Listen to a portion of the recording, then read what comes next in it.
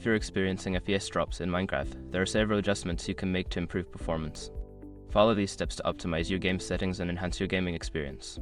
Step 1. Adjust video settings. Open Minecraft and go to the Options menu.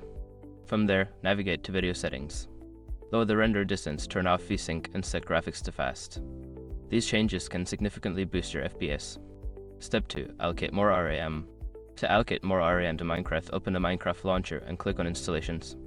Select the profile you use, click on More Options, and adjust the JVM arguments to increase the amount of RAM allocated, e.g. XMX12G for 2GB. Step 3. Install Optifine. Download and install Optifine, a mod that enhances Minecraft's graphics and performance.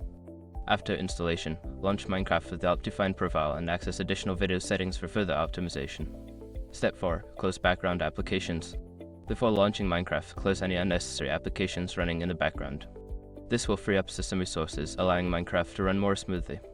Step 5. Update graphics drivers. Ensure your graphics drivers are up to date.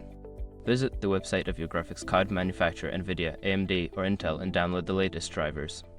Updated drivers can improve performance and fix bugs that may cause FPS drops.